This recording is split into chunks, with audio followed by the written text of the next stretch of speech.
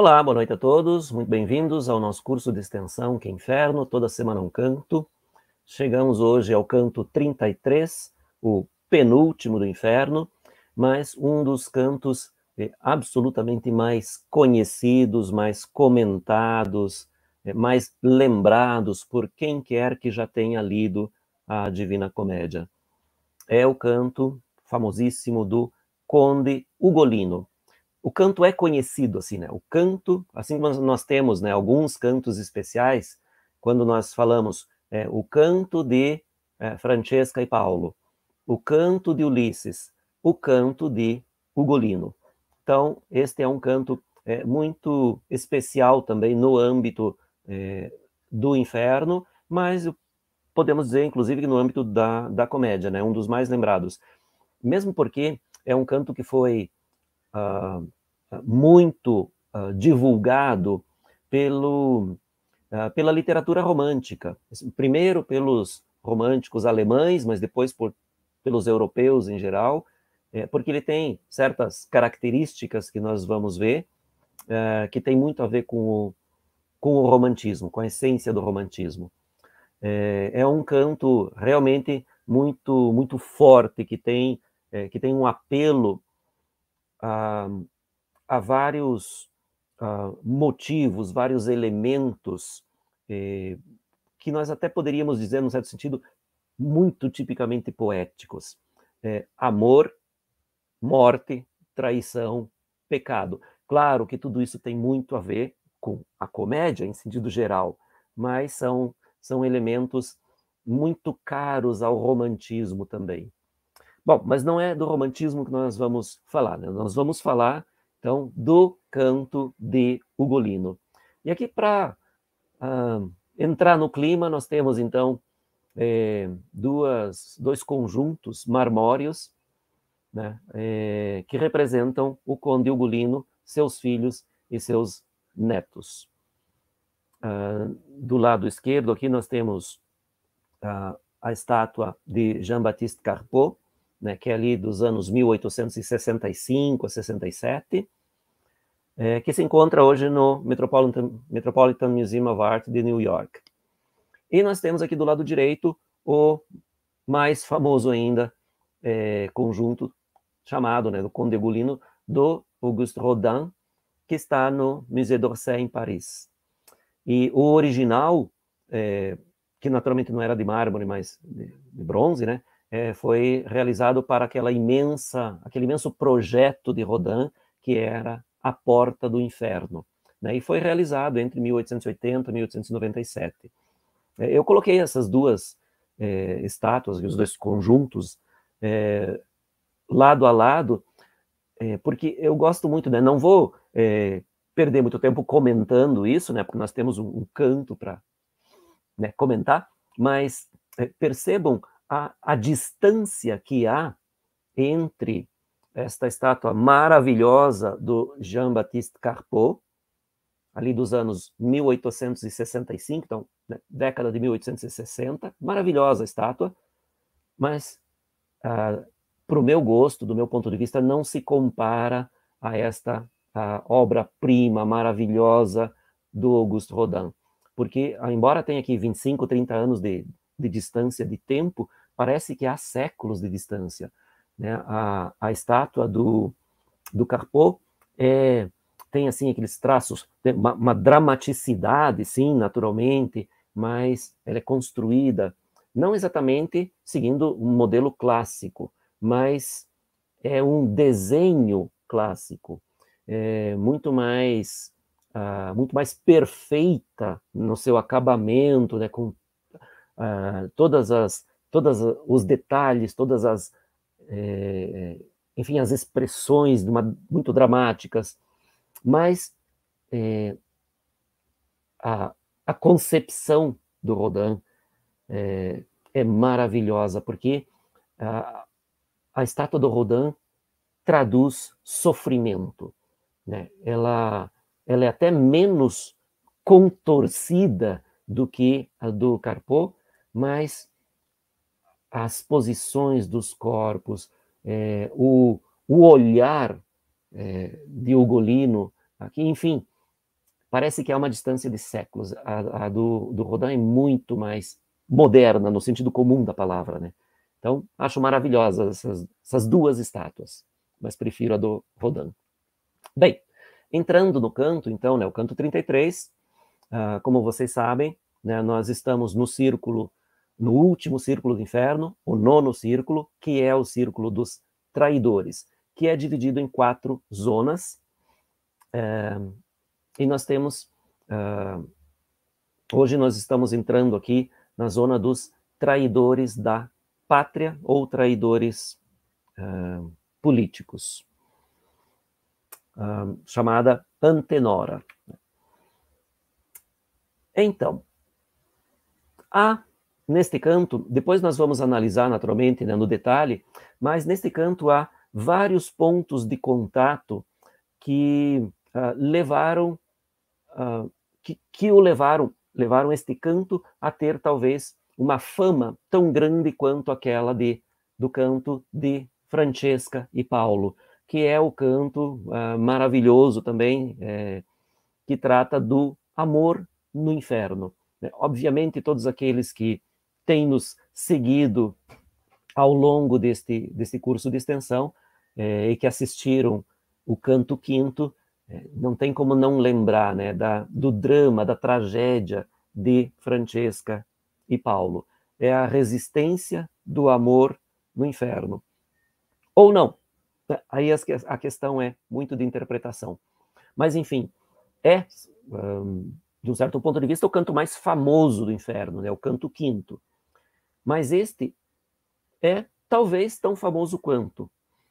E tem muitos elementos que são pontos de contato entre esse canto e aquele. Quais são?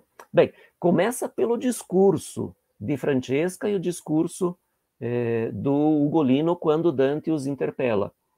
Depois nós vamos vendo, né, nos versos como o Ugolino se manifesta. Mas a essência da abertura do discurso de ambos é esta que está aqui. Nada mais triste do que recordar do tempo feliz estando na miséria do sofrimento. Então, esta é uma das frases, ou melhor, aqui uma paráfrase, né, daquilo que disse Francesca lá no canto quinto e daquilo que vai dizer Ugolino aqui. Então, não com estas palavras, mas a mesma coisa. E outra coisa que ambos dizem: se queres ouvir, respondendo a Dante, né, se queres ouvir, falarei como quem fala e chora ao mesmo tempo. Ambos dizem a mesma coisa.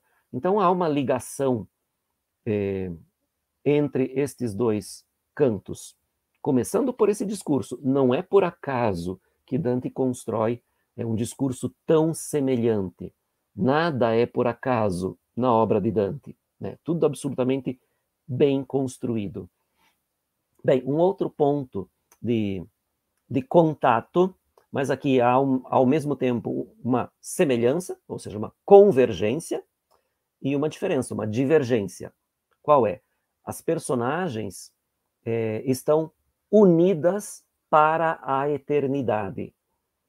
Né? Eles se apresentam como esse duo, né? Um casal, lá no caso de Francesca e Paulo, e aqui os dois inimigos. Então, eles estão unidos para sempre, para toda a eternidade.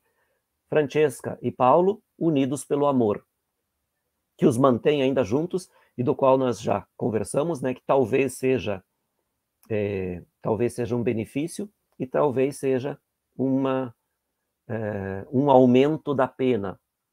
Continuar se amando e não poder realizar esse amor, não poder levar esse amor adiante.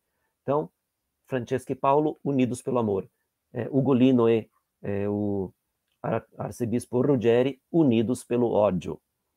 Então, esse ponto de contato é ao mesmo tempo uma divergência na união e uma convergência, né, a união dos dois, e uma divergência entre amor e ódio. Outro ponto de semelhança, embora os dois estejam unidos e o diálogo de Dante seja ali diante dos dois, apenas com um deles. Então, somente um dos personagens fala e o outro fica ali como um mero espectador. Bem, em ambos os casos, também os elementos né? Que são o tema de fundo são os elementos amor, pecado, traição e morte. E mais um dos elementos que os une é que ambos os traidores são os traidores, eu quero dizer, Francesca e Paulo, lá no canto quinto, porque eles são amantes, adúlteros, portanto são pecadores, e Ugolino aqui, que é um traidor da própria pátria, então está no lugar certo, porque ele é um traidor político, mas ambos são também, e principalmente do ponto de vista, são os traídos. Então, Francesca, inclusive, acusa o seu marido, o marido traído, ela o acusa de... Na verdade, ela não... a palavra não é acusa. Ela diz a Dante que a Caína espera aquele que os tirou da vida. A Francesca diz isso para Dante. Caína espera aquele que para a vida nos apagou. Gianciotto Malatesta, aquele que matou a esposa Francesca e o irmão Paulo. Então, a Francesca diz que ele é o traidor que vai, depois da morte, vir parar aqui, neste círculo do inferno, no último, na primeira zona, que é a Caína. Então, Francesca diz que o marido dela é o traidor, ela é traída. Traída, e aí a gente tem que interpretar, né? Nós já conversamos sobre isso lá atrás, mas a interpretação mais comum é de que, matando-os, Gianciotto não deu a possibilidade de que ela e Paulo se arrependessem e pudessem ser salvos. E aqui também, né, nós temos, no caso do Conde Ugolino e arcebispo Ruggeri, ambos são traidores políticos. Então, aqui não há nenhuma necessidade de interpretação, né? É isso e acabou, os dois são traidores. Mas o Ugolino é principalmente o traído. Bom, nós vamos ver então, lá quando formos comentar o canto, mas antes vamos sentir, né, todo o peso desse canto e, naturalmente, toda a poesia, né, porque é um nível altíssimo de poesia que tem este canto. Então, peço agora à professora Paoletta que leia o canto para nós. Eccomi. La bocca sollevò dal fiero pasto quel peccator, forbendola a capelli del capo ch'egli avea di retro, guasto.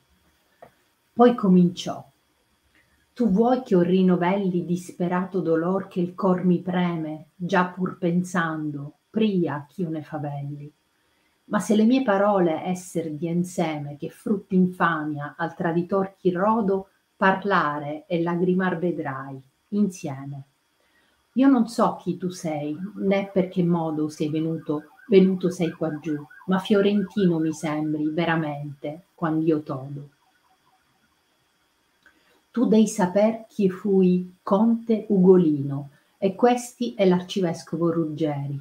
Or ti dirò perché son tal vicino, che per l'effetto de suoi mai pensieri, fidandomi di lui, io fossi preso e poscia morto, dir non è mestieri.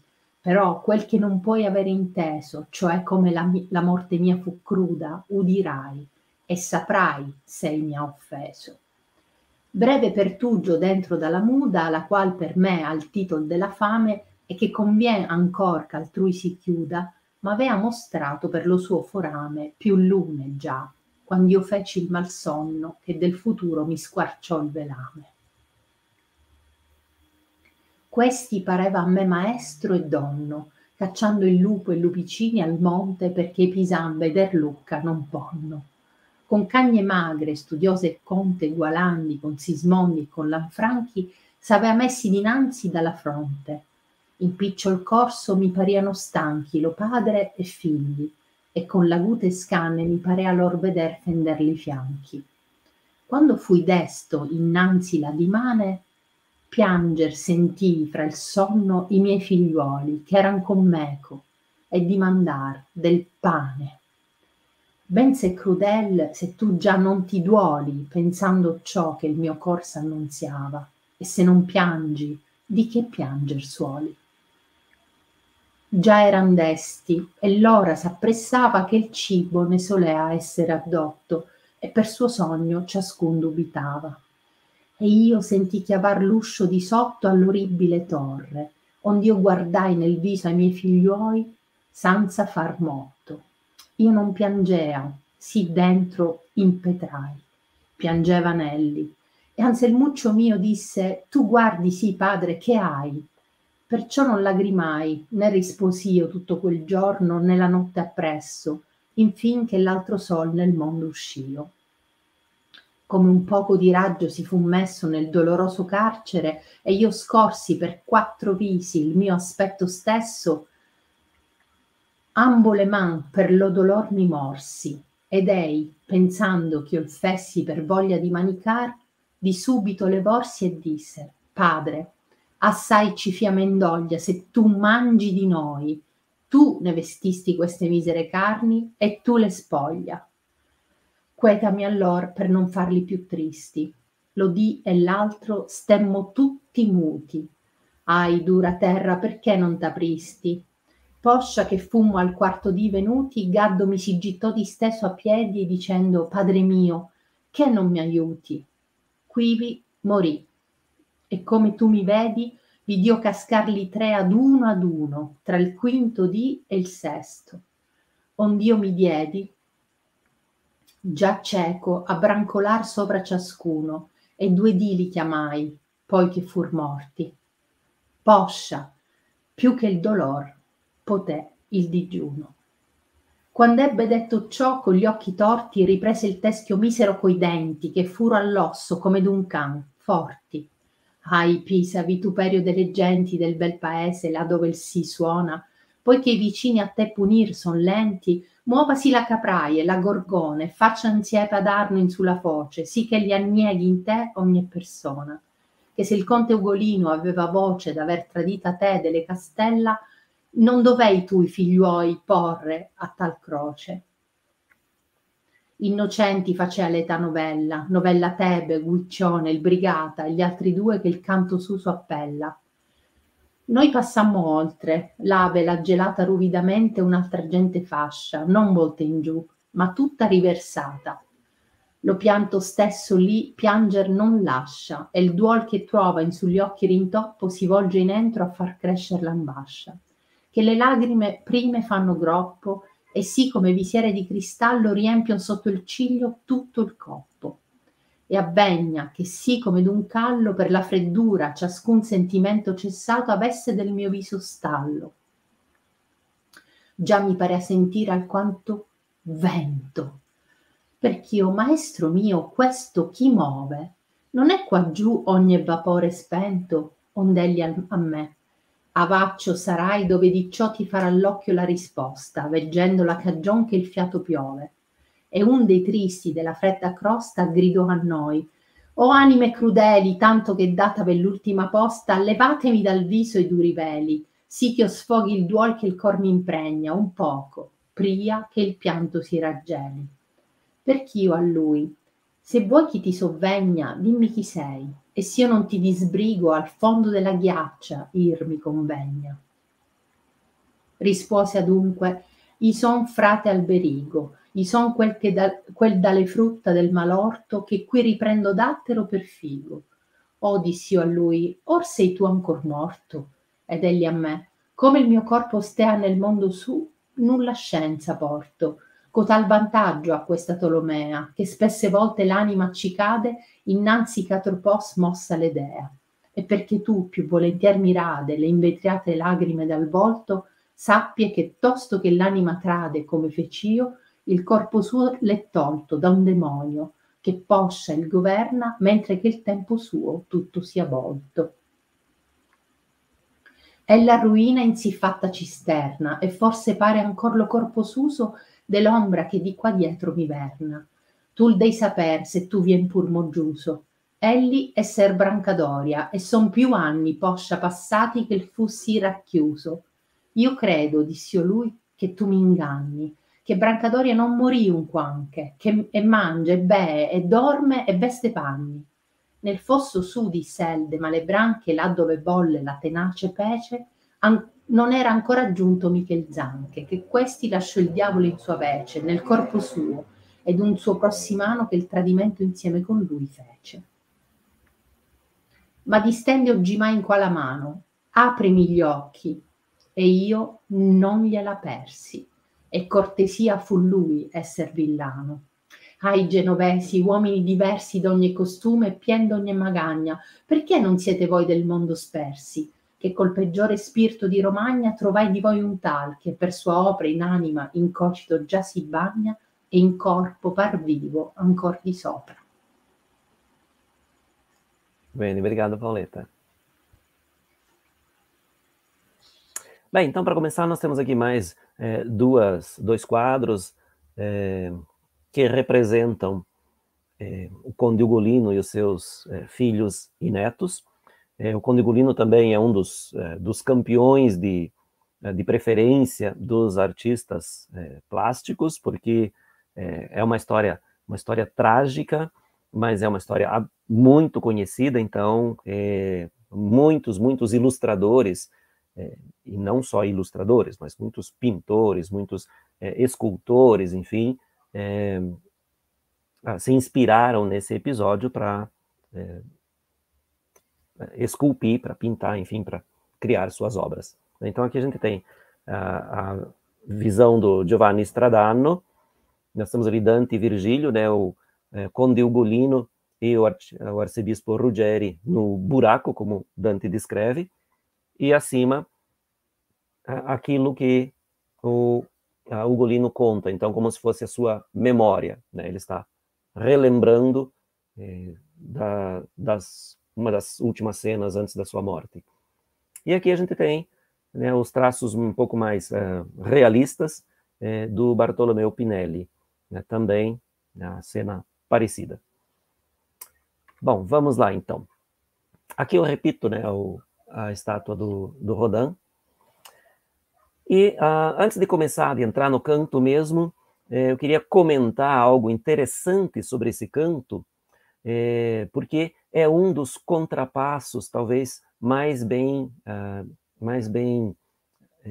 escogitados por Dante. Porque a gente tem aqui esta união um pouco insólita, grotesca, de boca e cérebro. Né? Boca e cérebro. Por que isso? Porque ele imaginou como castigo eterno o Conde Ugolino roendo a nuca, o cérebro do arcebispo Ruggeri. Porque os dois elementos que, de uma certa maneira, definem a fraude são cérebro e boca, no sentido de que a faculdade da inteligência é a principal ferramenta do fraudador. O fraudador tem que ser minimamente inteligente para poder bolar os seus planos para enganar as pessoas. E é principalmente através do discurso, não sempre, não somente, né, às vezes através de uma encenação, como um impostor, por exemplo, mas, enfim, tem outras possibilidades, mas é principalmente através do discurso que o fraudador põe em prática o seu plano e que ele engana as pessoas. Né? O discurso é quase sempre necessário. Então, através da boca. E é claro, então, a boca é esse órgão ativo, expressivo, mas é também o órgão pelo qual nós nos alimentamos. E Conde Ugolino morreu de fome. Os seus filhos e netos morreram de fome. Então, essa associação é perfeita, né? O castigo aqui se dá justamente pela aplicação de um desses elementos sobre o outro, né? Boca de um, cérebro do outro. Então, Conde Ugolino está roendo, mastigando o cérebro do Ruggeri eternamente. Claro que é uma imagem grotesca, uma imagem chocante, mas Dante quer realmente trazer ao seu leitor esta imagem chocante, né? Ele quer manifestar o seu ponto de vista, então as suas emoções ele quer transmitir para o leitor. E é claro que quando nós lemos, nós sempre temos que ler com digamos assim, nós podemos, não é que nós temos, nós podemos ler pelo menos de duas maneiras. Uma leitura muito mais de fruição e de contato mais direto com as emoções suscitadas pelo texto. Essa é uma maneira de ler. E a outra é uma maneira um pouquinho mais técnica de ler, em que a gente percebe o trabalho que o autor realizou no texto. Porque se esse texto choca o leitor, se esse texto emociona o leitor, se esse texto, enfim, de alguma maneira comove o leitor, é porque o trabalho realizado pelo autor, o trabalho realizado com as palavras, está bem realizado, porque a intenção do autor, neste caso, de Dante, é fazer com que o leitor sinta, principalmente, sinta. E isso é um trabalho feito com muita frieza. Cada palavra é calculada para provocar certos efeitos. Então, normalmente, a gente não pensa nisso quando a gente lê um texto que nos emociona, que nos comove, tanto positivamente quanto negativamente, porque o texto também tem a intenção de provocar emoções negativas. Mas tudo isso é calculado pelo autor. Então, é aqui que a gente vê, às vezes, a genialidade do autor. Então, aqui nós temos o conde Ugolino, que está roendo o cérebro do arcebispo Ruggeri, porque ele foi condenado, foi preso, trancafiado numa torre, com 2 filhos e 2 netos, e lá todos morreram de fome. Então, é isso que aparentemente este Ugolino criado por Dante, que é um personagem genialmente bem construído, demonstra que um ódio eterno e absolutamente imenso por este crânio que ele está roendo, por aquele que foi o responsável pela sua morte, mas não só pela sua morte, pela morte daqueles que o Ugolino mais amava, seus filhos e seus netos. Então, o ódio do Ugolino é um ódio tremendo, é um ódio que não tem fim, é um ódio que não se esgota nesse ato extremamente selvagem e brutal, cruento e cruel que ele está realizando, de morder, de atacar, de torturar essa alma que ele está roendo. Esse seu ódio não se extingue nesse ato, porque aparentemente o amor que ele tinha por seus filhos e netos era um amor imenso, um amor, entre aspas, infinito, um amor de pai pelos filhos e pelos netos. E então, nenhuma vingança é suficiente para compensar essa dor tremenda, esse sofrimento tremendo. Então, nenhuma vingança é suficiente para compensar aquele sofrimento e aquele ódio derivado daquela situação, daquele sofrimento, daquela dor, da traição de que ele foi vítima. E é por isso que, aparentemente, ele não se satisfaz somente com isso. Mas pode ser ainda pior. Como eu coloquei ali, né, na nota, pode ser ainda pior. Por quê? Porque o arcebispo Ruggeri pode ser não somente o responsável pela morte de Ugolino, de seus filhos e de seus netos, pode ser responsável pelo pior pecado imaginado e imaginável e até indizível, que é o pecado do canibalismo praticado contra a própria família. Digo indizível porque Dante não diz isso. né? No texto nós vamos ver, né? Então, é talvez o pior pecado possível imaginado por Dante. O canibalismo contra os próprios filhos e netos. Isso se nós considerarmos naturalmente que o Ugolino, chegando num ponto em que ele já estava tão enfraquecido pela fome, vendo seus filhos e netos mortos, então, não só enfraquecido, mas enfraquecido e enlouquecido pela fome, pelo sofrimento, pela fraqueza, enfim, já nos últimos momentos de vida e delirando, talvez ele nem soubesse mais o que estava fazendo. Então, já tinha, digamos, ultrapassado aquele sentido de humanidade, e é bem possível que ele tenha, naquela condição quase de somente animalidade, já cego, ele tenha comido a carne dos filhos e dos netos. Então, esta é uma possibilidade. Outra possibilidade é também que justamente ele já não soubesse mais o que estava fazendo, mas que ele tenha imaginado que ele estava efetivamente atacando, mordendo, torturando o arcebispo Ruggeri, isso nos seus últimos momentos de vida. Se for isso, como diz o crítico literário Daniele Mattalia, que numa das edições que eu indico sempre na minha bibliografia, ele diz, é bem possível que Dante tenha imaginado isso, que Ugolino, nos seus últimos momentos, já totalmente fora de si, imaginasse estar atacando e mastigando o cérebro do Ruggeri. E aí, depois que ele morre, Dante realiza esse final trágico no inferno.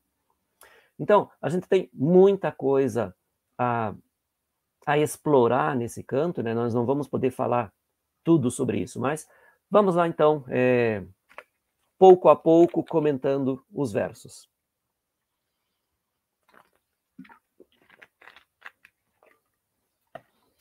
Então, essa cena que nós temos aqui na ilustração do Gustave Doré, nós já tínhamos visto no final do canto 32. Né? Dante, então, está saindo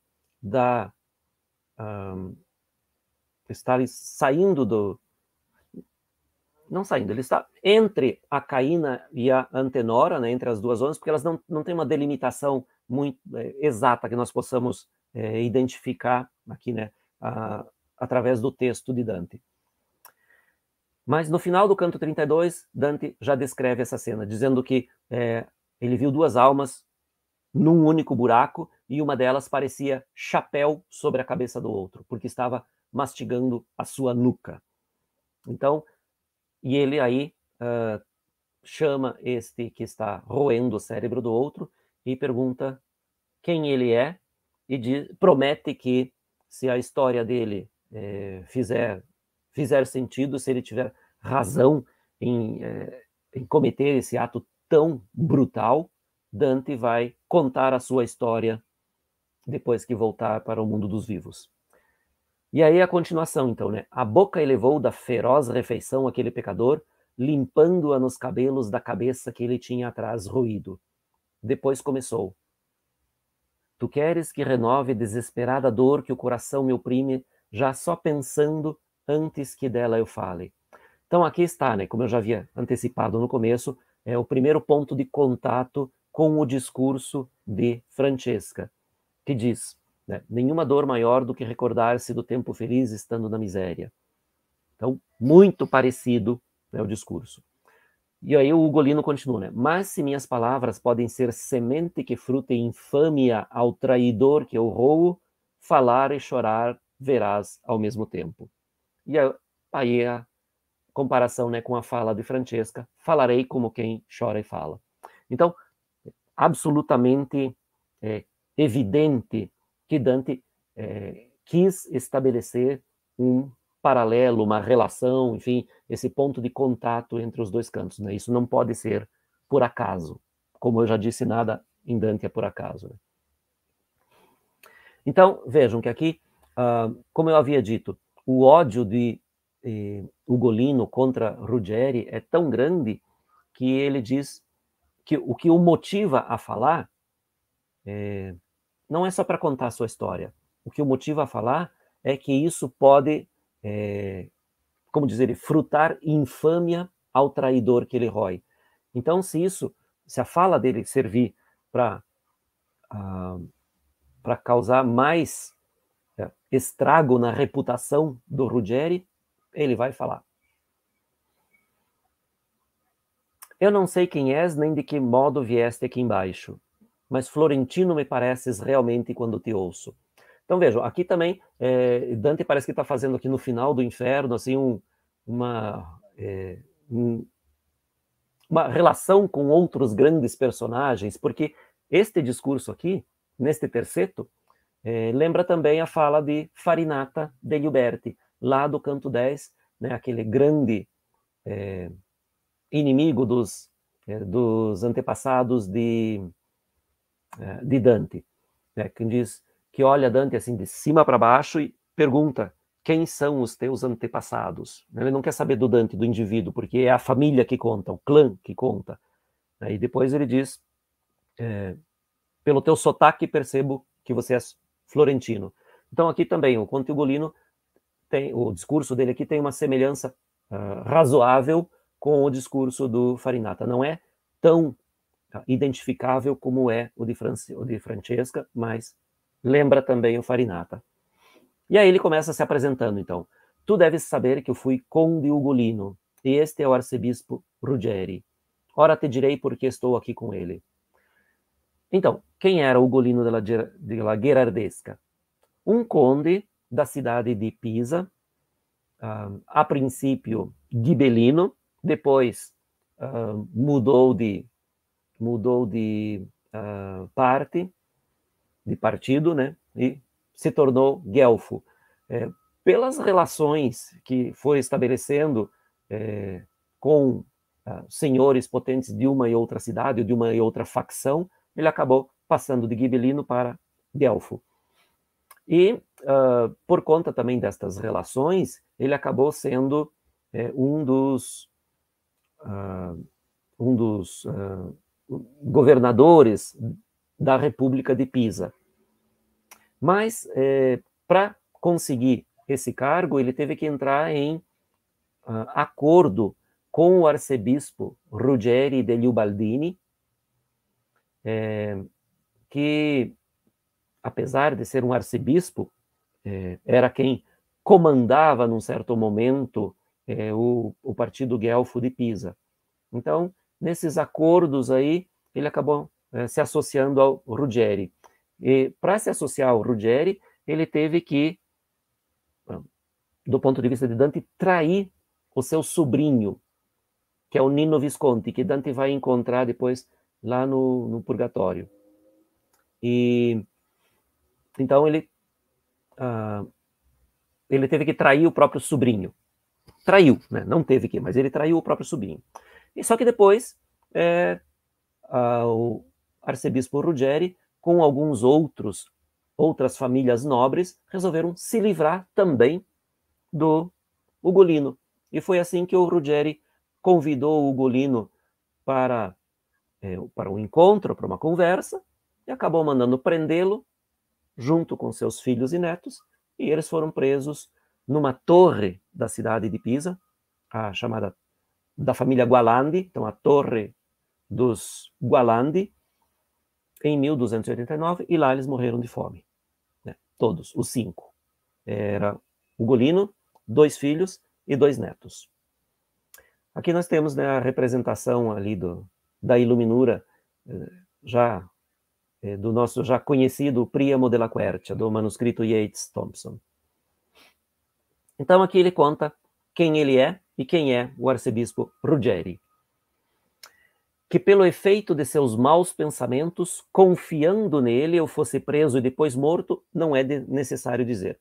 Então, era uma história bastante conhecida, mesmo fora de Pisa, então em toda a Toscana, em algumas outras cidades da Itália, Era uma história bastante conhecida, essa do arcebispo Ruggeri e da morte deste conde, né, Conde Ugolino, morto numa torre, morto de fome.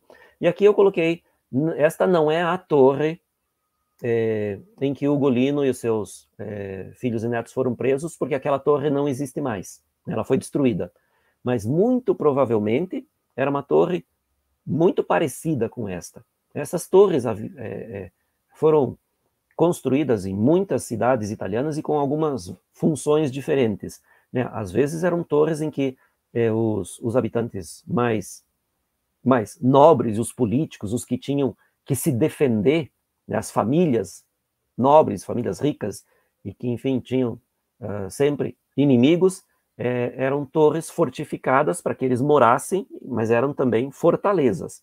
E algumas outras torres eram para estoque de alimentos, eram para prisões, eram para criação de aves. Então, aqui, inclusive, o Ugolino vai falar a Torre da Muda. Essa muda é porque muitas vezes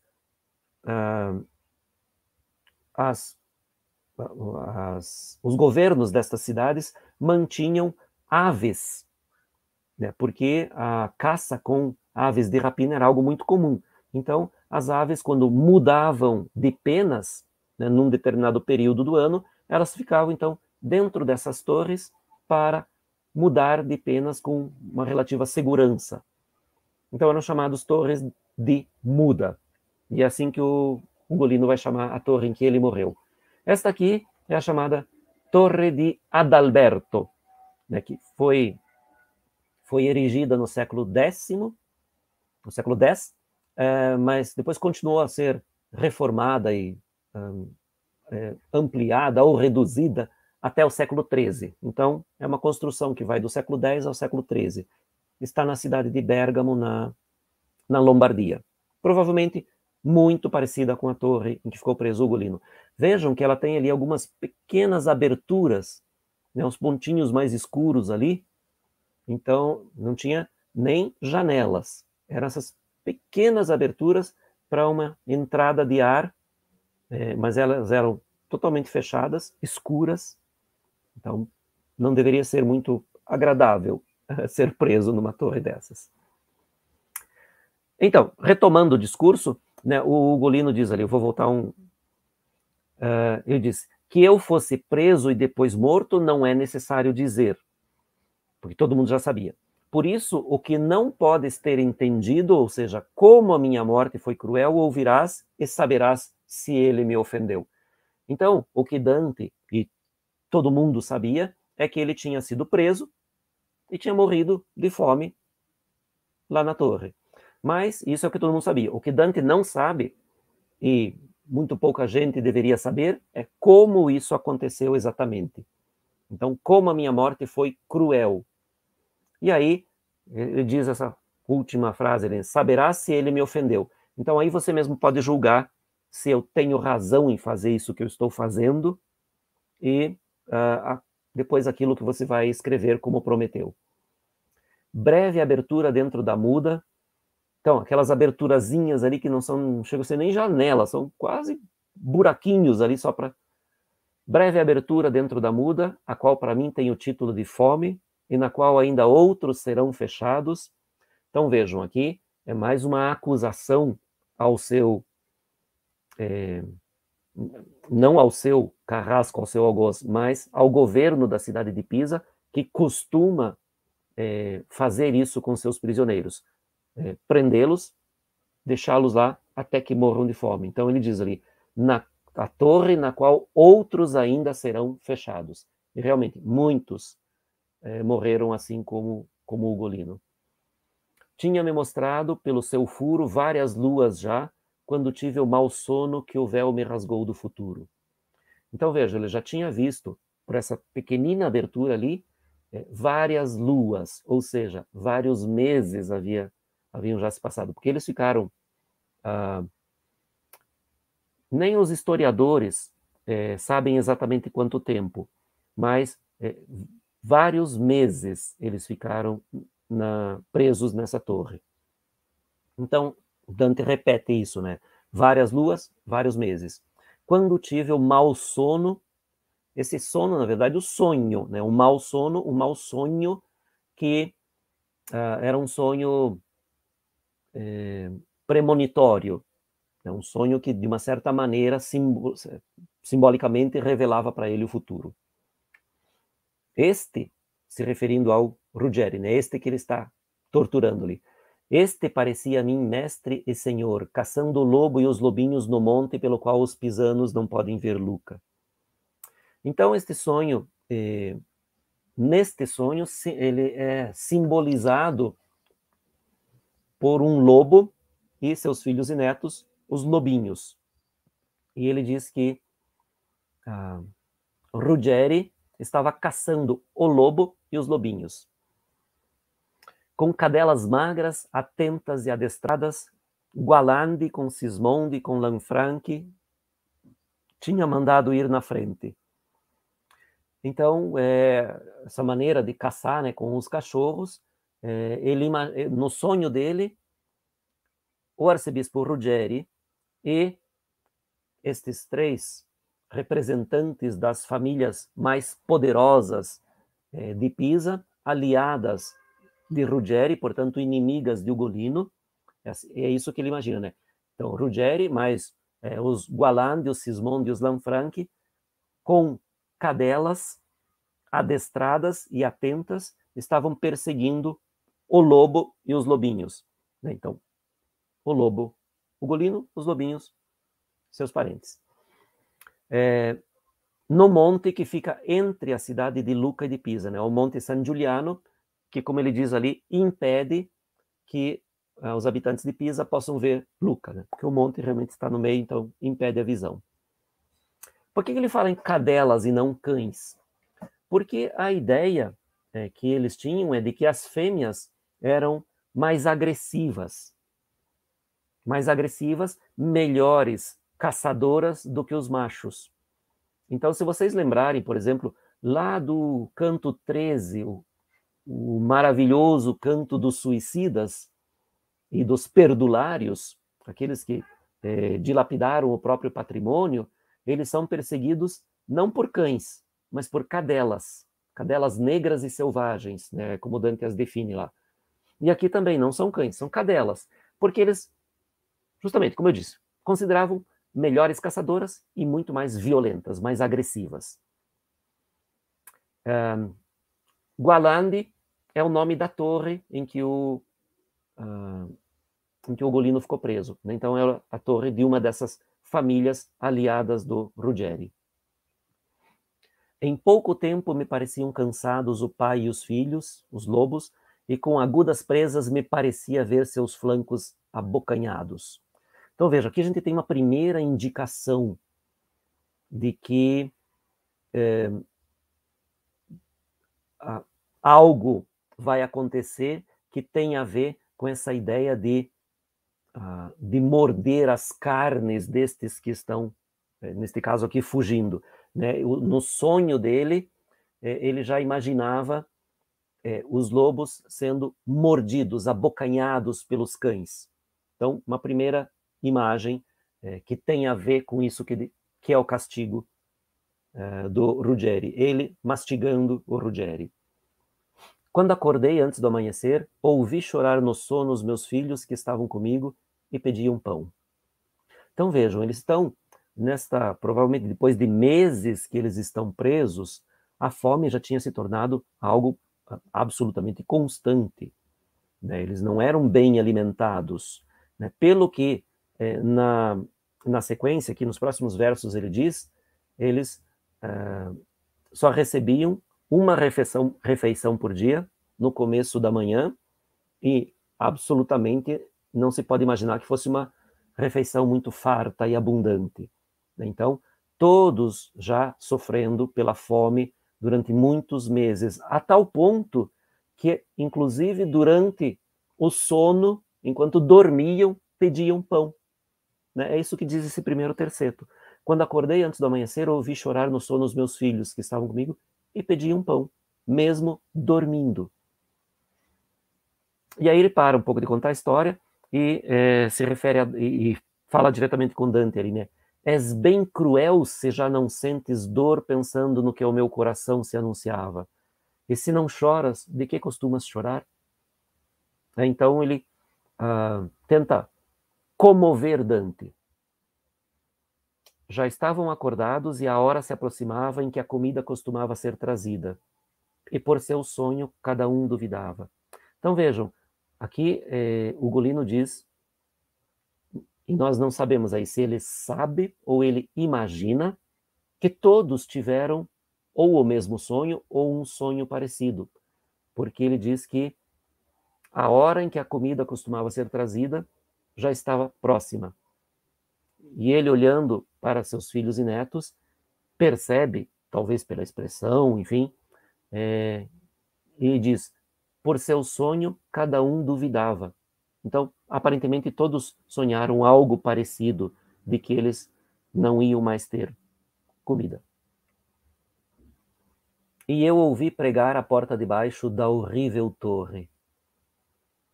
Então, vejam, para confirmar esse sonho premonitório, na hora em que costumavam trazer a comida para eles, em lugar de chegarem com a comida, chegaram com travessas, pregos e martelo. E selaram a porta, fecharam a porta, pregaram a porta, para que ninguém entrasse. Então, naturalmente, para que ninguém saísse, não precisava, porque todas as outras portas já estavam, eram celas, afinal de contas. Mas a porta de baixo, porta de entrada da torre, eles fecharam, pregaram. Eu ouvi pregar a porta de baixo. Então, ele, Ugolino, ouve, mas ele não sabe se os seus filhos e netos ouvem. Ele só diz, quando ele ouve pregarem lá embaixo, diz, pelo que eu olhei no rosto de meus filhos, sem dizer nada. Então, ele nem pergunta para eles se eles ouviram.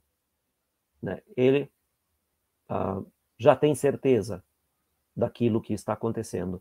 E ele olha no rosto dos filhos e aí não diz nada. Nem chorar ele chora, ele diz, eu não chorava, dentro empedrado. Choravam eles. E Anselmúcio meu disse, Anselmúcio, Anselmúcio é o menor deles, né? Esse úcio, em italiano, é um sufixo carinhoso, né? Que dá essa ideia de carinho, de intimidade, que muito frequentemente a gente usa com os filhos ou com a namorada, namorado, enfim. Quando a gente chama, por exemplo, alguém que se chame, sei lá, Carlo, Carluccio, é um diminutivo. Então, é uma forma de chamar carinhosa em italiano, né? A gente chama as pessoas tesoro, né? Tesouro, né, em português, mas enfim, sem o U em italiano, né? É tesoro. E a gente chama de tesoruccio.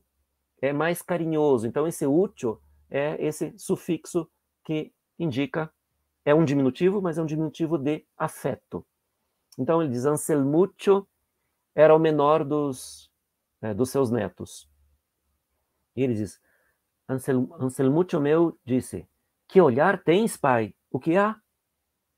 Então, aqui, mais uma desses versos que são colocados aqui, como se fosse assim algo tão normal, né? Porque é a sequência do discurso. O Ugolino está descrevendo que ele ouviu a porta ser pregada, não falou nada, não perguntou nada se os outros tinham ouvido, e só olha para os rostos dele, talvez já imaginando, todos eles vão morrer de fome. Meu Deus. Né? Talvez estivesse imaginando isso, mas não diz nada. Só que ele devia estar com um olhar tão alucinado que o menor dos seus netos se assusta. E aí pergunta para ele. Pergunta não, diz isso, né? Que olhar tens, pai? O que há? Que depois a gente pode reinterpretar, né, esse verso. Por isso não chorei, nem respondi, todo aquele dia, nem a noite seguinte. Até que mais um dia o sol no mundo surgiu. Então vejam que nessa situação, eles, com fome, depois de ter tido um sonho premonitório, talvez já esperando a morte, já enfraquecidos por uma fome de meses, e agora não trouxeram comida. Eles aparentemente nem forças para falar, nem assunto, nem vontade, nem ânimo eles têm para conversar. Então ele diz, não chorei, nem para chorar mais. Né? O Ugolino, né? Os filhos e netos ainda choram, né? Ele diz, não chorei, nem respondi todo aquele dia, nem a noite seguinte. Quando ele diz, eu não falei mais, claro, não está escrito, né? A gente pode imaginar, e é justamente isso que Dante faz aqui. Ele sugere, evoca, proporciona a possibilidade de que nós completemos aquilo que não está escrito. E essa é uma das qualidades geniais dos grandes poetas, não só de Dante. Claro que nós estamos falando de Dante, mas muitos poetas.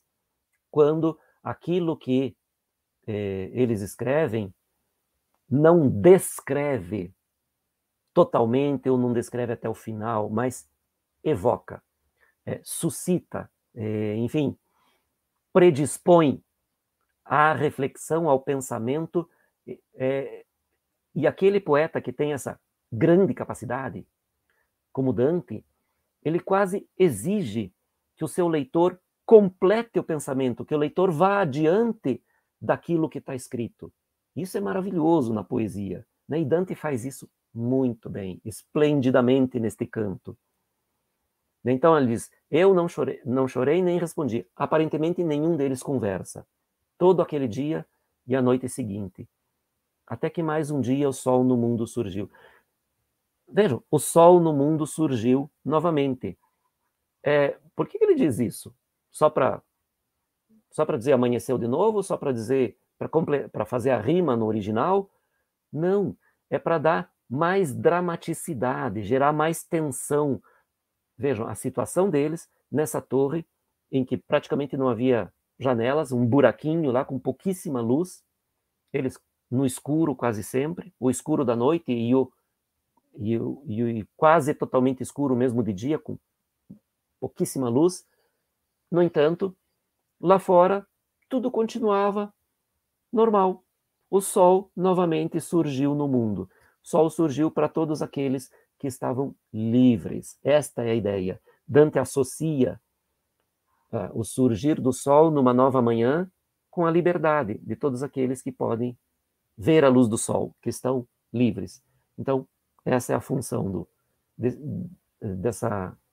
desse discurso dele, né? Até que mais um dia o sol no mundo surgiu. E aqui nós temos, né, o quadro do Francesco Scaramuzza, em que o Ugolino aparece ali sofrendo e provavelmente enraivecido também. Vejam que a posição aqui, depois nós voltamos para o texto, aqui a gente tem o Bartolomeu Pinelli, que também representa o Ugolino, veja, mordendo uma das mãos, que é aparentemente o que o Ugolino aqui também está para fazer, porque ele vai dizer isso, né? Então, amanheceu mais um dia, o sol surgiu para todos aqueles que estavam em liberdade. Quando um pouco do raio penetrou no doloroso cárcere, e eu reconheci pelos 4 rostos o meu próprio aspecto, ambas as mãos pela dor me mordi. Veja, então, um pouco de luz penetra. Ele diz um pouco mesmo, né? Porque fazia parte da estratégia de punição dos condenados ficar no escuro. Então, muitas celas, muitas prisões eram inclusive subterrâneas para que os prisioneiros ficassem no escuro total. Isso era uma estratégia das prisões, principalmente da Idade Média. E ele diz, quando um pouco de luz penetrou, eu olhei os rostos dos filhos e netos, que deviam estar só pele e osso, e ele diz, imaginei o meu próprio aspecto, né? Ele já mais velho, e aí, pela dor, mas naturalmente dor e raiva, ódio daquele que os tinha prendido ali, e que agora ia matá-los de fome, nesse gesto que ainda hoje muitos fazem, pela raiva, morde a mão. Então, um gesto italiano de raiva. Então ele diz isso, pela dor, e eu incluo a raiva, mordeu as mãos. E o que acontece daí? Eles, pensando que eu o fizesse pela vontade de comer, logo se levantaram e disseram: Pai, será muito menor a dor se tu comes de nós. Tu nos vestiste destas míseras carnes, e tu de nós déspias. Então vejam, esse momento aqui é de uma dramaticidade raramente alcançada, tanto na poesia quanto na prosa. Se nós lemos estes versos nos deixando absorver pelo texto, pela situação, então, quer dizer, se nós lemos focados mesmo, concentrados nisso que estamos lendo, a situação é absolutamente trágica, terrível, tenebrosa, né, de uma crueldade quase impensável, né, deixar essas pessoas morrer de fome. Mas, em meio a essa situação tão cruel, tão trágica, tão brutal, Dante insere esta outra nota, que é uma preparação para o desfecho da história. Né? Este gesto comum até, de manifestação de dor ou de raiva, ou de impotência diante de alguma coisa, esse gesto de morder a mão, tipo, que raiva, eu queria fazer algo, mas não posso, não tenho o que fazer. E aí se morde de raiva, de ódio, de dor, de impotência, de sofrimento, de tudo. E aí a interpretação que os filhos e netos dão, que ele já não aguenta mais de fome e que ele quer comer a própria carne. E aí essa oferta, né, macabra, né, será muito menor a dor se tu comes de nós. Tu nos vestiste destas míseras carnes e tu de nós déspias. É de uma potência poética isso, que é incrível. Comentar mais até estraga, né? Então, o que ele diz? Aquietei-me então para não torná-los mais tristes. Nesse dia e no outro ficamos todos mudos. Vejam, aquilo que eu falei, né? Que lá acima não estava dito, aqui está dito. Que eles não falaram mais. Nesse dia todo e no outro. Então, 2 dias sem dizer mais nada. Porque a este ponto, eles já sabiam. Né? Não tinha mais volta. Não tinha mais o que dizer. Eles não têm mais ânimo, não têm mais força, não têm mais o que dizer. Todos se sabem condenados a morrer de fome. Então é isso que ele diz, né? Nesse dia e no outro ficamos todos mudos. Ai, dura terra, por que não te abriste? Depois que no 4º dia chegamos, Gado se jogou deitado aos meus pés, dizendo: Meu pai, por que não me ajudas? Então vejam, a maneira como Dante constrói esse episódio é genial essa sequência, porque aqui, no 4º dia de fome, este que era um dos filhos dele, se jogou deitado aos pés dele, provavelmente já delirando, porque a pergunta não faz sentido, né? Dizendo, meu pai, por que não me ajudas? Como se dependesse do Ugolino poder ajudá-lo. Então a pergunta não faz sentido por isso, porque o Ugolino não pode ajudá-lo. Como que vai ajudá-lo? Se estão ali, né? Então a pergunta, por que não me ajudas? Mas é como dizer, é um elemento a mais para aumentar a dor do Ugolino. Ver seu filho ali que se joga, que cai aos seus pés, morrendo, e pergunta para ele, olha para ele e pede ajuda. Então imagine a dor desse pai, o sofrimento desse pai, que não pode fazer nada, só pode ficar olhando e nem responde, não tem nem como responder. E aí vê o filho que morreu pedindo ajuda a ele. Né? E vejam, a objetividade do discurso do Ugolino, deste Ugolino, alma no inferno, né? Então ele conta essa frase, que o filho dele, a pergunta que o filho dele fez: pai, por que não me ajudas? Ali morreu, para encurtar o discurso, né? E como tu me vês, eu os vi cair os três, um a um, entre o quinto dia e o sexto. Então, assim como morreu o gado, o primeiro, foram morrendo os outros, um a um, nos 2 próximos dias, né, entre o quinto dia e o sexto. Todos morreram.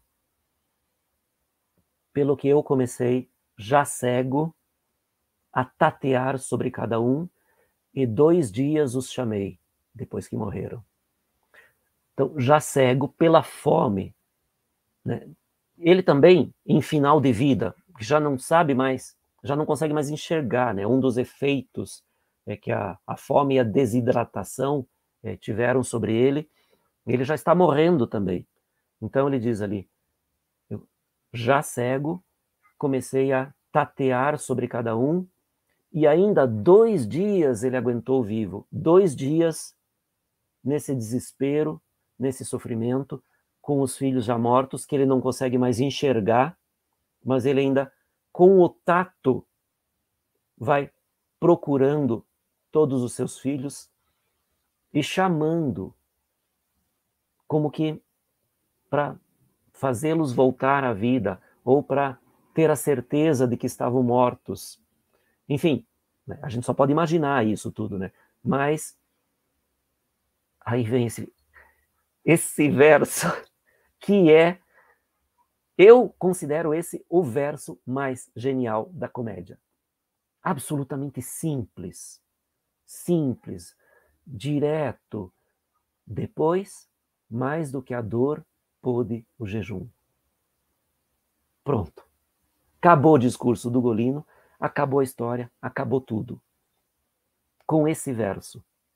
Depois de construída toda essa história, nessa sequência, com todas aquelas indicações que eu falei para vocês, primeiro dos cães mordendo as carnes dos lobos, depois o olhar alucinado do Ugolino, que impressiona impressiona seus filhos, e o neto pergunta, o que está olhando dessa maneira para nós?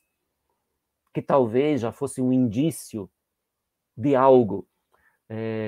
Depois, enfim, toda essa sequência, até chegar aqui, né, em que os filhos, primeiro morre o filho pedindo ajuda, perguntando por que não me ajudas? E ele não pode ajudar. E ele vê o filho morrer ali na frente dele. Daí, nos 2 dias seguintes, os outros 2 também morreram.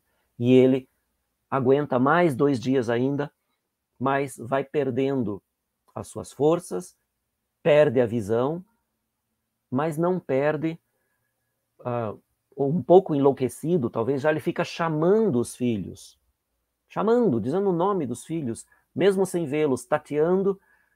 2 dias depois que eles morreram, ele fica chamando ainda os filhos. E aí vem esse verso que fecha tudo. Depois, mais do que a dor, pôde o jejum. O que significa esse verso? Que ele morreu? Então ele estava sofrendo por todo esse tempo, ele sofreu, até que o jejum, né, a falta de comida, fez com que ele morresse também, igual aos outros. Então, depois de 2 dias, já cego, chamando seus filhos, morreu também de fome. Ou depois de 2 dias, perdeu aquele último, como dizer, aquele último resquício de humanidade que lhe restava, e a fome tomou conta dele. E ele, como um animal, comeu aquilo que havia para comer. Comeu a carne. Então, qual é a verdade desta situação, deste episódio? Não tem. Esta é a genialidade absoluta de Dante. Ele não diz, Por isso que eu falei, é o pecado mais absoluto que Dante imagina, e que é tão horrível, é tão cruel, que ele é indizível. Dante não cita, não chega a esse ponto de falar do canibalismo. Canibalismo cometido contra os próprios filhos e netos, não é qualquer canibalismo. Então, ele não chega a falar, não chega a mencionar. Ele só sugere. E é essa a genialidade desse verso. Depois, mais do que a dor, pôde o jejum.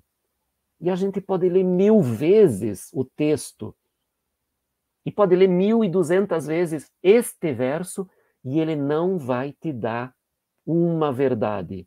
Ele vai dizer o que ele sempre disse, o que ele continua dizendo. Mais do que a dor, pôde o jejum. Interprete como quiser. A fome foi maior do que a dor e ele morreu? A fome foi maior do que a dor e ele comeu? Não dá para saber. Absolutamente genial nesse sentido, porque não diz, não descreve, mas sugere, quase exige, como eu dizia antes, exige que o leitor complete o pensamento, complete o texto com aquilo que não está dito. E é isso que nós fazemos, a não ser que alguém seja muito especial nesse sentido de que fique insensível ao texto, e aí é outra história, né? Mas se você está lendo com vontade de ler, necessariamente a gente vai continuar, dar continuidade a esse pensamento interrompido aqui. Depois, mais do que a dor, pôde o jejum. É genial esse verso. Então, bom, quando acabou de dizer isso, com olhos tortos, retomou o crânio mísero com os dentes que chegaram no osso, como de um cão, fortes. Então aqui ele retoma, ele acabou, ele já disse o que ele tinha que dizer. Ele não vai mais dizer mais nada para Dante, ele não vai explicitar se ele morreu de fome ou se ele cometeu canibalismo. Não vai dizer mais nada. Ele volta como digamos assim, o epílogo, o ponto final dessa história é isso. Ele volta a roer o cérebro, o crânio do arcebispo Ruggeri. Então isso é o ponto final, é o epílogo dessa história. E aí Dante pode imaginar, e nós leitores podemos imaginar o que bem quisermos. Então é isso que eu estava dizendo antes. Cérebro e boca, né, são os elementos fundamentais para todos os fraudulentos, todos os traidores, né, e aqui, especialmente neste caso, pela questão da maneira como um desses traidores, traído pelo outro traidor, morreu, mas não morreu sozinho, né? A questão é essa, ele morreu junto com os filhos e os netos, que na visão que Dante quer nos dar aqui, eram inocentes. Dante vai dizer isso, né? Aqui nos próximos versos, né? Que se o Ruggeri queria se livrar do Ugolino, que o matasse. E aí eram dois traidores, um contra o outro, né? E estava, não vou dizer que estava tudo certo, mas enfim, era entre eles.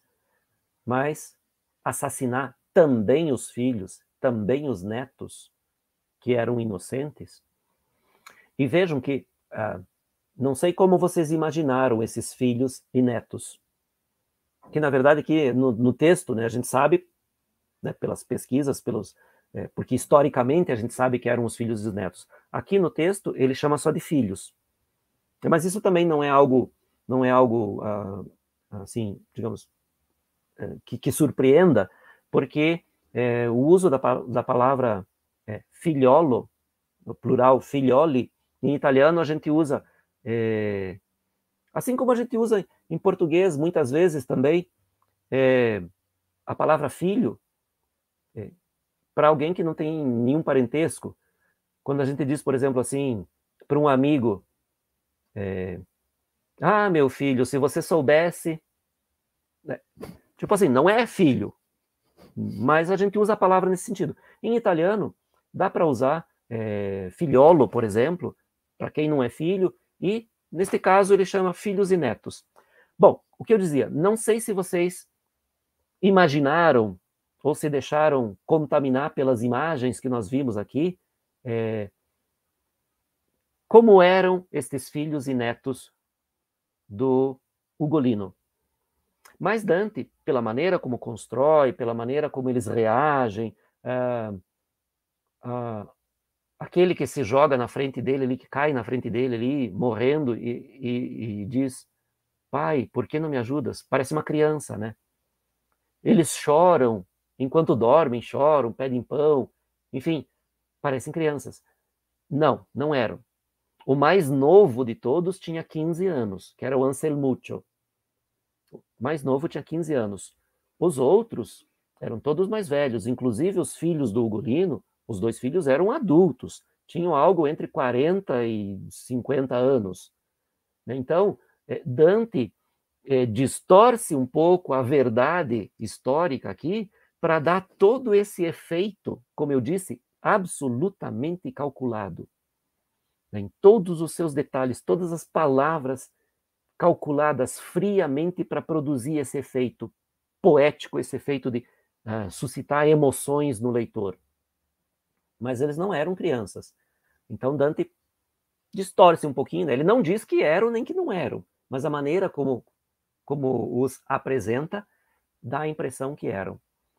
Então, né, só para comentar um pouco esse detalhe, né, que Dante força um pouquinho também aqui para ter esse efeito. Bem, e aí Dante, que já criticou Florença, já criticou Pisa, já criticou Bolonha, já criticou Arezzo, já criticou Lucca, enfim, várias cidades, né? Agora é a vez de Pisa. E vai criticar a cidade, que Pisa era adversária de Florença, né? Então, assim, ai, Pisa, vitupério das gentes, do belo país lá onde o si soa, visto que os vizinhos a te punir são lentos. Então, veja, aqui ele fala como se a cidade toda de Pisa só tivesse gente má, fossem todos como Ruggeri, né? Todos assassinos.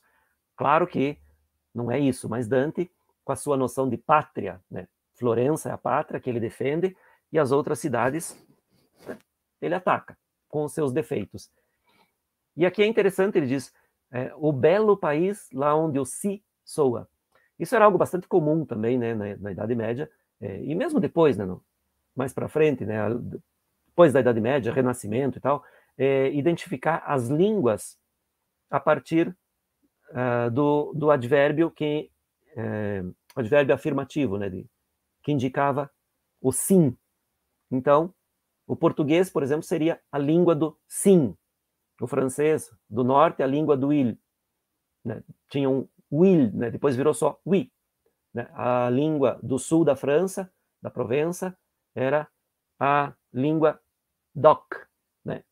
Em provençal, languedoc, né? Mas, então a língua doc, porque oc era sim. Então, o costume de identificar os países pela maneira como se dizia sim. Então, o belo país lá onde o si soa. Visto que os vizinhos a te punir são lentos, como se fosse algo assim absoluto, que Pisa deveria ser punida pelas cidades vizinhas. Então, Dante força um pouco aqui para dar para dar uma conotação política para o seu discurso, né? E aí ele diz: movam-se a Capraia e a Gorgona, são duas montanhas, duas ilhas que estão ali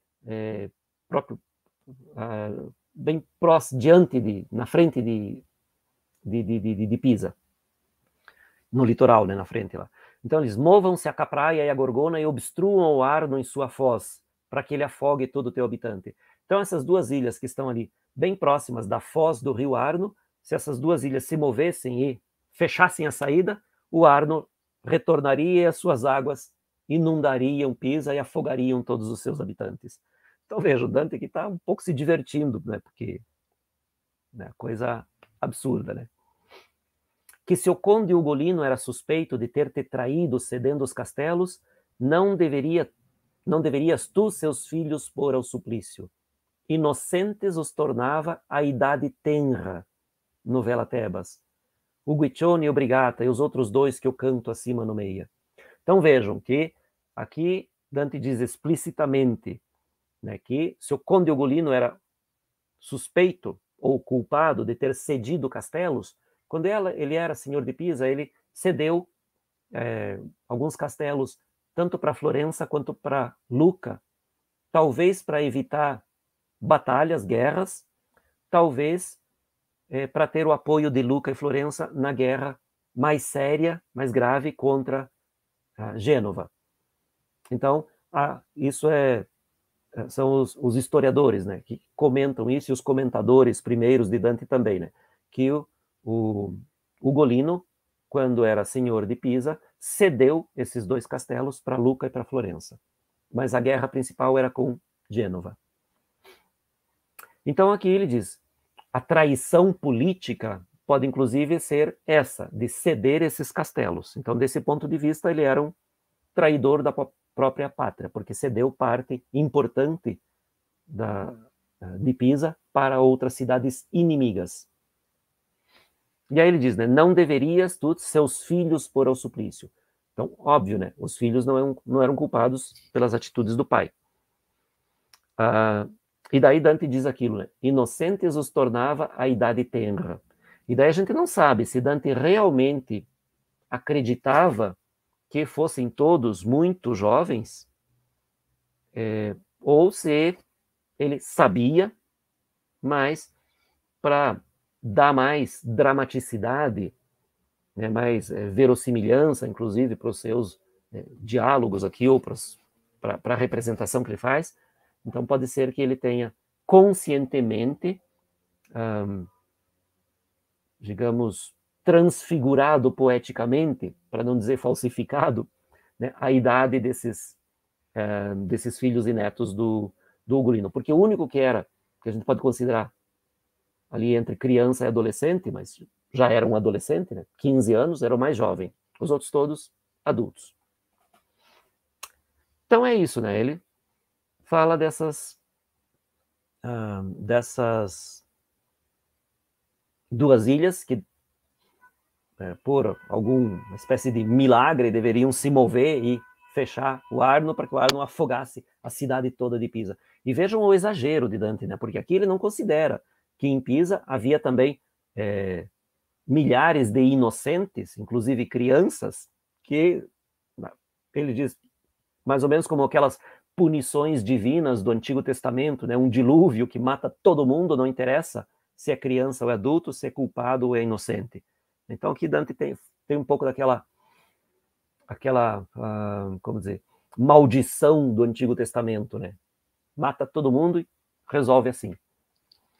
Bem, aqui nós temos uma fotografia do ator Carlo Ninchi, de um filme que foi feito nos anos 40, né, ali, 1949, que retrata justamente esse episódio, naturalmente ampliado com muitas... Porque não é uma representação do canto, né? É do episódio em si, do Conte Ugolino. Então, quem tiver interesse, a gente tem aqui, né? O filme se chama simplesmente, em italiano, né, aqui, Il Conte Ugolino, dirigido pelo Riccardo Freda. É de 1949 e acha-se, né, no YouTube. Aí, encerrou o episódio de Ugolino. Aliás, muita gente, muitos estudiosos, muitos leitores aqui criticam essa passagem abrupta, né? Porque ele fala os nomes ali, né? O Guiccione e o Brigata e os outros dois que eu canto acima nomeia. Assim, uma maneira muito, parece que toda aquela emoção, toda aquela interação parece que desapareceu. E aqui, de uma maneira assim, totalmente impessoal, ele diz: os outros dois que eu canto acima no meia. Pronto, acabou. E aí passa bruscamente. Então, esse, sim, na verdade é uma espécie de... Se a gente quiser ser muito chato na crítica, é uma passagem abrupta, brusca demais, quer dizer, sem naturalidade nenhuma de um tema para o outro. Acabou o episódio do Ugolino, fez essa crítica a Pisa, e aí diz: nós passamos além, lá onde a geleira cruelmente um outro grupo em faixa, não virada para baixo, mas toda revirada.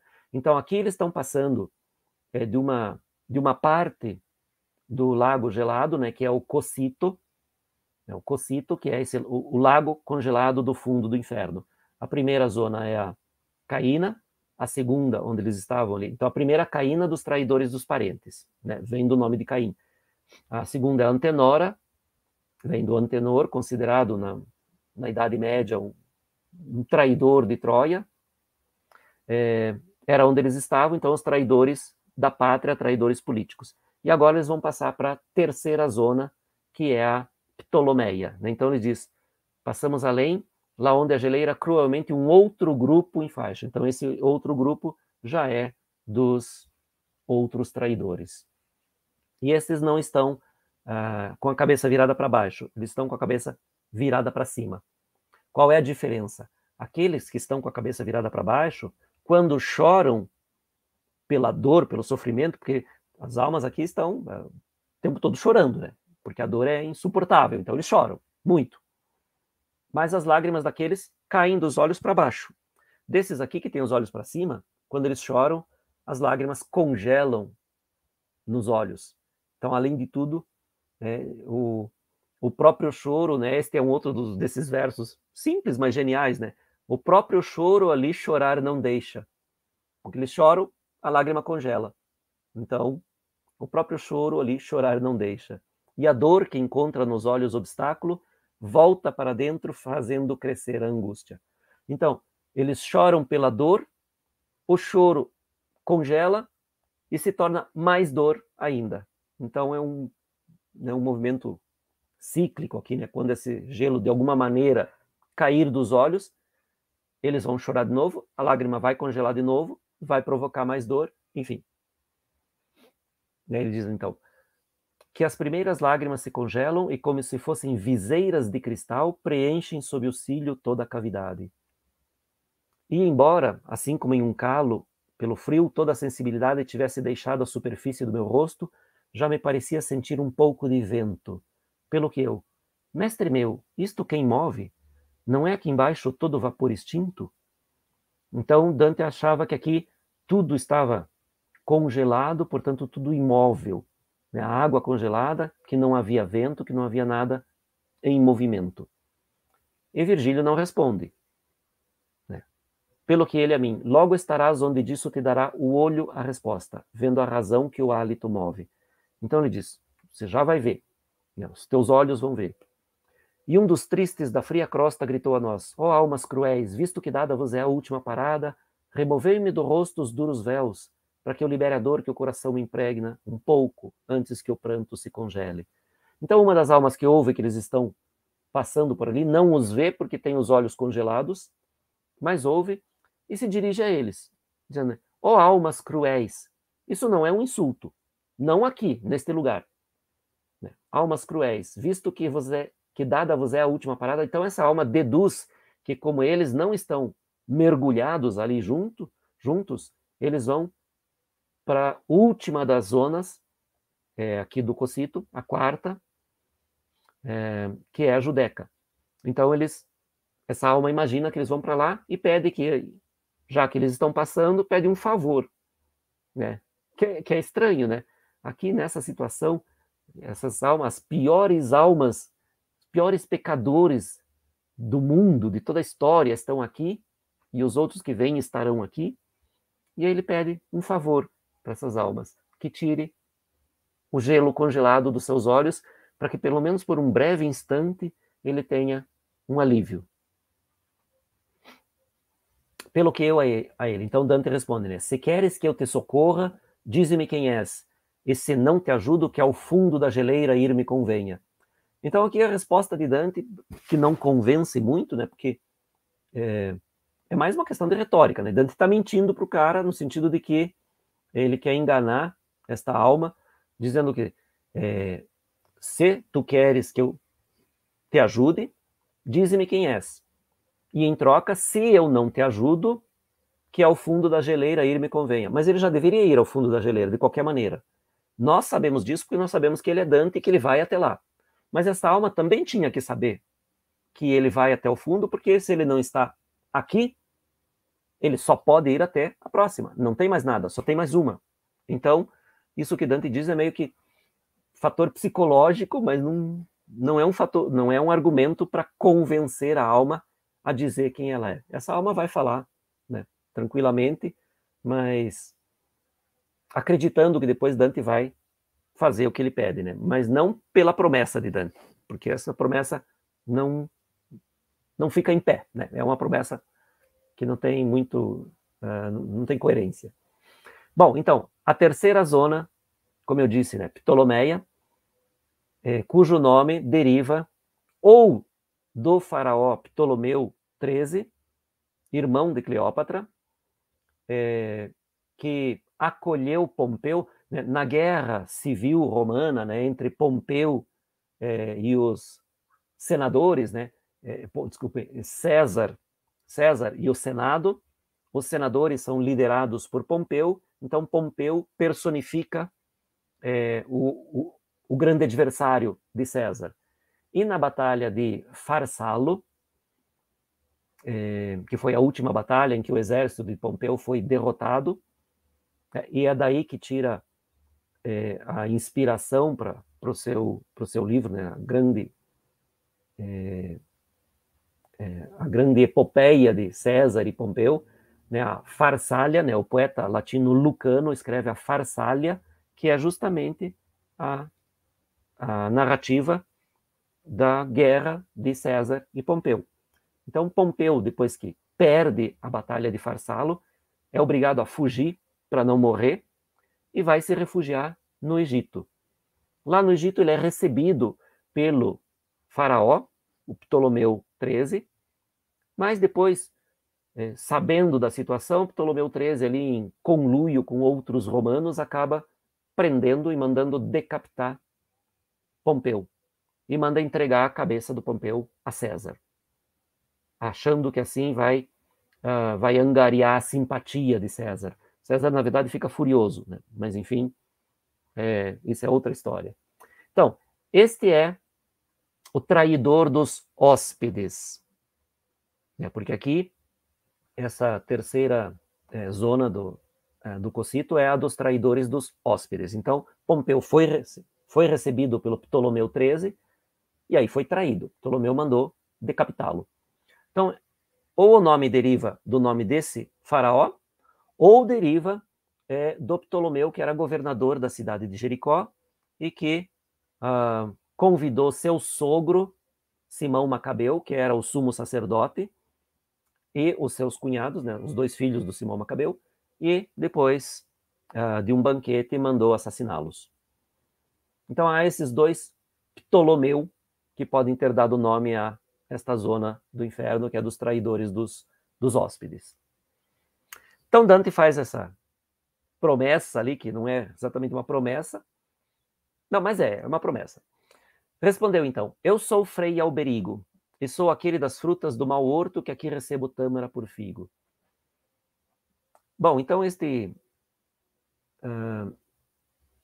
Frei Alberigo não é alguém assim de importância, né? Não tem realmente nenhuma grande importância histórica, não fosse o fato dele estar aqui citado por Dante, né? Qual é a história dele? Que ele, tendo sido ofendido por outros nobres, esbofeteado na rua, talvez, né? Uma das versões diz isso, né? Então ele diz: eu sou Frei Alberigo, e sou aquele das frutas do mau horto.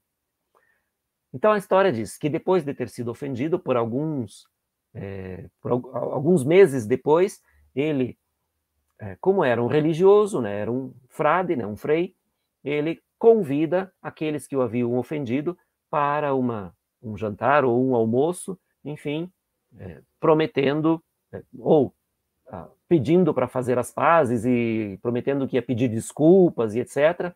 Enfim, convida.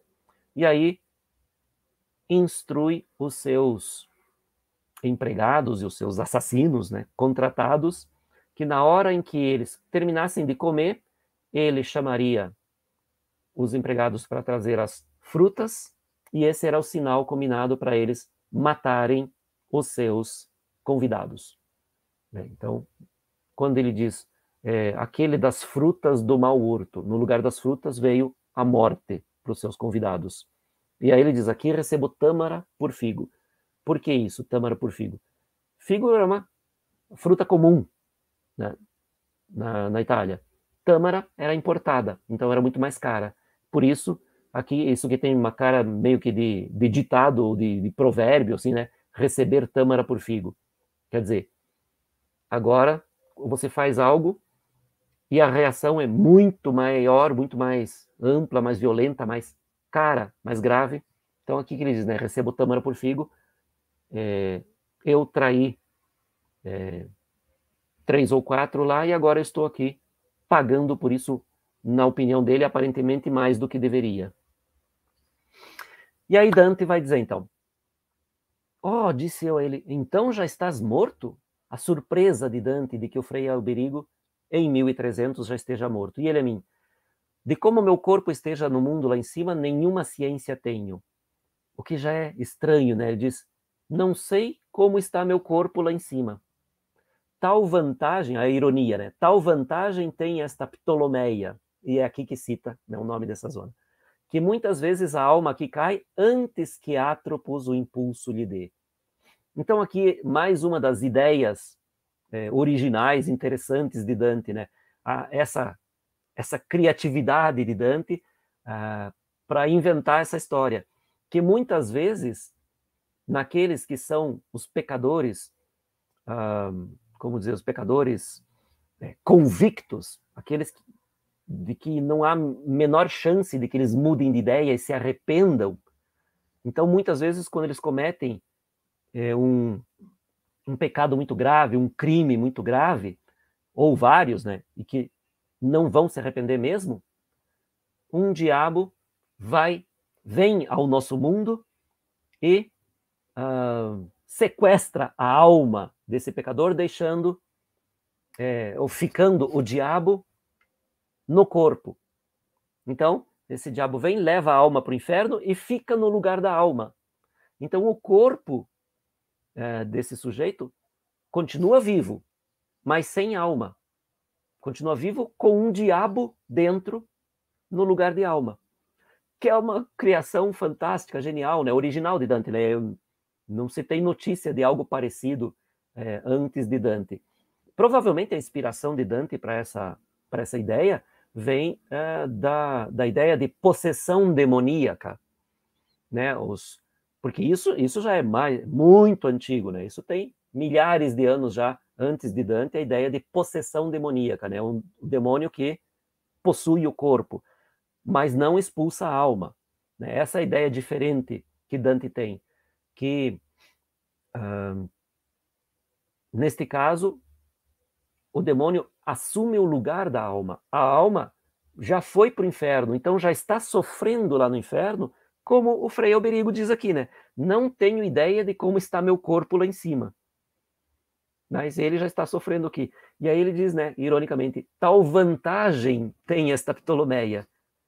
Muitas vezes a alma que cai antes que Atropos o impulso lhe dê. Atropos, uma das moiras, né? As 3 tecelãs da vida, né? Para os gregos, as moiras, né? Cloto, Láquesis e Atropos. Né? São aquelas que... a Cloto é aquela que fia, a Láquesis ou Laquesis é aquela que tece e Atropos aquela que corta o fio da vida. Então, na mitologia grega são as moiras. Na mitologia latina são as parcas, né, que daí tem o nome de nona, décima e morta. Né? São equivalentes, né? As parcas, nona, décima e morta, ou as moiras, Cloto, Láquesis e Atropos, que corta o fio da vida. E porque tu de mais boa vontade me erraste as vitrificadas lágrimas do rosto, saibas que, logo depois que a alma trai como fiz eu, o seu corpo lhe é tomado por um demônio, que depois o governa até que seu tempo tenha passado. Então vejam, aqui é genial, né? O corpo é possuído pelo demônio, e aí esse demônio é que fica, continua animando o corpo, ou seja, dando vida ao corpo, até que chegue o momento que era programado para o corpo morrer normalmente. Isso quando essas almas são tão más que não há a mínima possibilidade de arrependimento. Ela despenca em tal cisterna, e talvez esteja ainda o corpo lá em cima da sombra que aqui atrás de mim congela. Então ele está dizendo, eu não sou o único. Talvez este que está aqui atrás, né, esta alma que está congelada ali atrás, talvez seja o mesmo caso que ele, né, o mesmo caso do Alberigo, que a alma já esteja aqui e o corpo ainda esteja vivo lá em cima, possuído por um diabo. E aí ele vai dizer quem é. Tu o deves saber, se tu vens só agora para cá. Ele é ser Brancadória, e são vários anos já passados desde que ele foi aqui enterrado. Eu creio, disse-lhe, que tu me enganas, que Brancadória não morreu ainda, e come, e bebe, e dorme, e veste roupas. Então vejo, Dante aqui para caracterizar, e para se divertir também, né, claro. Dante é autor, né, se divertindo, põe esse diálogo aqui, dizendo, atacando um sujeito chamado Brancadória, do qual ele não gostava, lá de Gênova, né, um genovese. Brancadória é um sobrenome típico, né, de Gênova, da Ligúria. Então ele diz, ser Brancadória são vários anos já passados, vários anos que essa alma está aqui, e o corpo está lá em cima ainda, e Dante sabe que está lá em cima, porque, segundo alguns comentadores, Dante teve um certo conflito com esse Brancadória lá em Gênova. Mas isso não há documentos, né? Só o que dizem alguns comentadores. Então ele diz, creio que tu me enganas, que Brancadória não morreu ainda, e vive como homem normal. O que ele quer dizer? Como ele diz isso, né? E come, e bebe, e dorme, e veste roupas. Então, não faz grandes coisas, mas faz isso, o que todos os seres humanos normais fazem, come, bebe, dorme e veste roupas. Então Dante diz, ele está vivo ainda, eu sei, acabei de vir de lá. E aí o Frei Alberigo vai dizer, no fosso acima, disse ele, o dos Malebranche, né, os diabos lá, né, aquela brigada de diabos, né, os Malebranche, lá onde ferve o tenaz piche, não tinha ainda chegado Miquel Zanche. Bom, então aqui ele está falando de outra alma condenada que nós encontramos lá na quinta bolgia do oitavo círculo, né, a quinta fossa do oitavo círculo, que são os trapaceiros. Lembram que eles estão mergulhados no piche fervente, né? Que a gente tem lá o Ciampolo, que consegue enganar os diabos e pular e mergulhar, daí os dois diabos caem no piche fervente lá. Enfim, lá naquela fossa, naquela bolgia, é que está a alma do Michel Zanche. Então, o Michel Zanche era o sogro do Brancadória.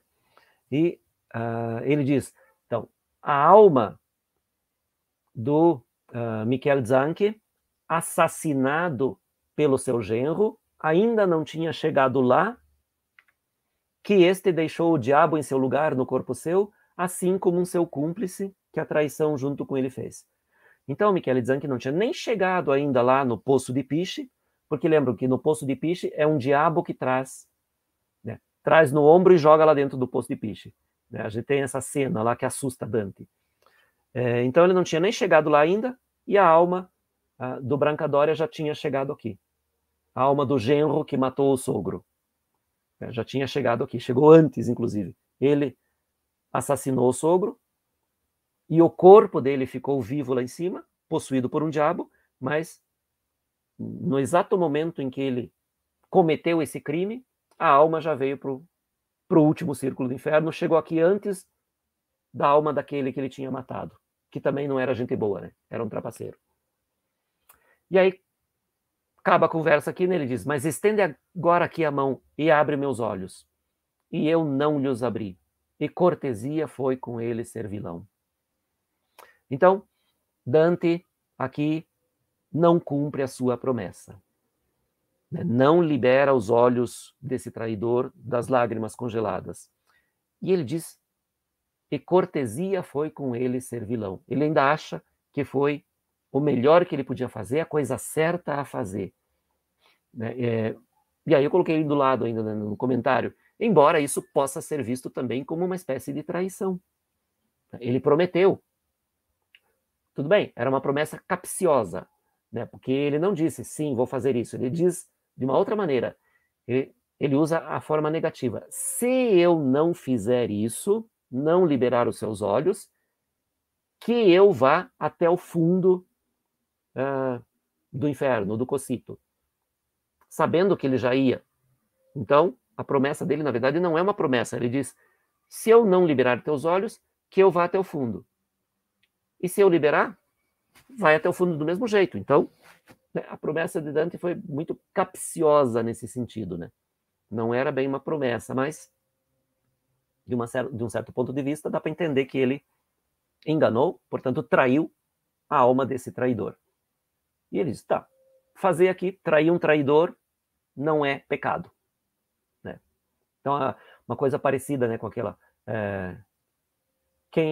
ladrão que rouba ladrão tem 100 anos de perdão. Como se roubar um ladrão não fosse pecado, não fosse crime. Então aqui é mais ou menos a mesma coisa. Trair um traidor não é crime. E aí, assim como ele já tinha feito agora há pouco aqui uma enorme crítica à cidade de Pisa, agora ele vai fazer a cidade de Gênova. Começando, inclusive, da mesma maneira, né? Esse ai, né? Ai, genoveses, homens avessos a todo bom costume, cheios de toda mazela, por que não sois vós do mundo eliminados? Né? Ele havia dito algo muito parecido aqui de Pisa, logo depois do episódio do Ugolino. Então agora a invectiva aqui é contra Pisa. Que com o pior espírito da Romanha encontrei um de vós, que pela sua obra com a alma no cocito já se banha, e no corpo parece vivo ainda aqui em cima. Este aqui em cima, porque Dante está escrevendo, né, de volta da sua viagem ao além, ele está escrevendo, por isso que ele põe aqui em cima e não lá em cima, né?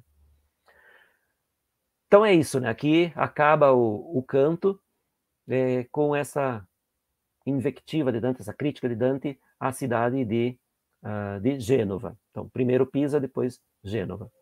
E aqui a gente tem uma ilustração, né, de uma edição do final do século XV, né, 1492, ano de descoberta da América. Né? A gente tem aqui uma ilustração em que nós temos ali indicados, né, Dante e Virgílio com as letras, né, D e V.